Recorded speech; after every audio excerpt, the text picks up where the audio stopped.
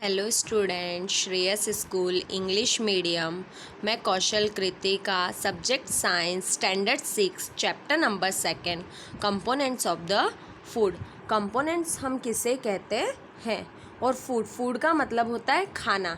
Components का मतलब होता है घटक, खाने के घटक। In chapter 1 we made listed of foods that we eat.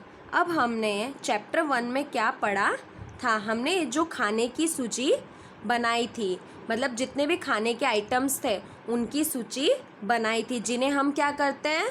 That we ईट, जिन्हें हम खाते हैं।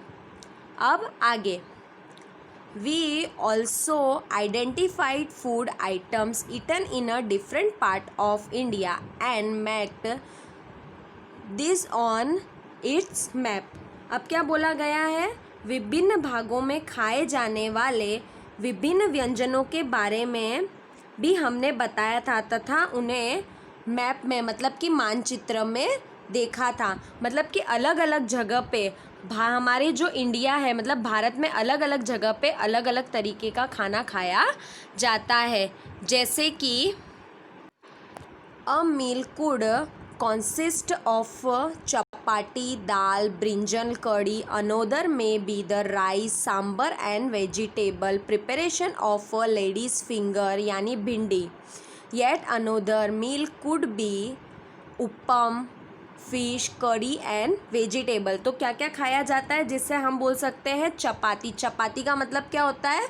रोटी। दाल, ब्रिंजल कड़ी, बैंगन का भरता। और दूसरी जगह राइस चावल, सांबर और वेजिटेबल। तो ये सारी चीज़ें, जैसे कि लेडीज़ फिंगर यानी भिंडी खाई जाती है। और अलग जगह पर जैसे आप देख सकते हो अप्पम खाया जाता है, फिश कड़ी खाई जाती है। तो ये सारी चीज़ें अलग अलग जगह के लोग अलग अलग तरीके से बनाकर खाते हैं। चलिए अब हम आगे एक्टिविटी 1 देखते हैं। अब आगे, over meals usually have at a listed one items made of some kind of grain. Other item could be a dal or a dish of meat, vegetables. It may be also including item like. अब क्या किया जाता है? जैसे कि over meals मतलब आम तौर पर हमारे यहाँ पर, जैसे कि आप देख रहे हो ग्रेन मतलब क्या होता है? अनाज कम बनने से एक व्यंजन होता है। और दूसरे खाद्य पदार्थ में जैसे हम देख सकते हैं कि दूसरे टाइम पे हम क्या देख सकते हैं, जैसे कि दाल, और उसके अलावा जैसे कोई सब्जी, जैसे कि वेजिटेबल्स, ये सारी चीज़ें हो सकती है। अब आगे, और एक समय पर curd, butter, milk and pickles, some example of meals from a different religion are given in table 2.1। तो हम क्या कर सकते हैं कि एक टाइम पे, मतलब कि जैसे कि दही, अचार, ये सारी चीज़ें हम ले सकते हैं। जैसे एग्जाम्पल आपको टेबल 2.1 में दिया हुआ है।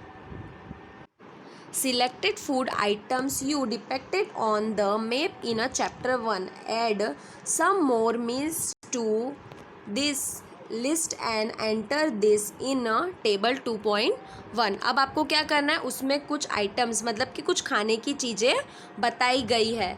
तो आप जो चैप्टर 1 में जिस तरीके से आपने लिखा था, तो आप उसमें और भी कुछ ऐड कर सकते हो। अब आगे, sometimes we may not really have all this variety in our meals.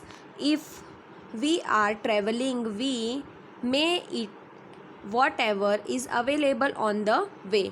अब हम क्या करते हैं, कभी कभी अपने भोजन की वस्तु इन सभी व्यंजनों को नहीं ले पाते, मतलब हम ये सारी व्यंजन जितनी वैरायटी उनको नहीं खा पाते। तो हम क्या करते हैं? ट्रैवलिंग, मतलब कि कभी जो हम सफ़र में जाते हैं तो जो हमें वहाँ पे अवेलेबल होता है वही चीज़ हम खा लेते हैं।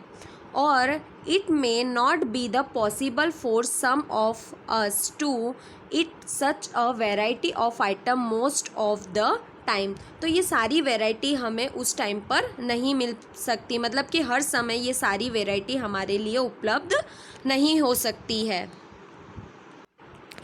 There must be some reason thought maybe meals usually consist of such a distribution. Do you think that our body needs different kind of food for some special purpose? क्या अब आपको लगता है कि जितने भी पदार्थ है इस तरह के वितरण का कोई ना कोई आधार होना चाहिए? तो ये जितने भी खाने की चीज़ें तो उनका कोई ना कोई रीज़न होना चाहिए। तो क्या आपको ऐसा लगता है कि हमारे शरीर को डिफरेंट काइंड ऑफ फूड की ज़रूरत होती है? मतलब अलग अलग तरीके के प्रयोजन के लिए विभिन्न प्रकार के भोजन की क्या हमारे शरीर को ज़रूरत होती है?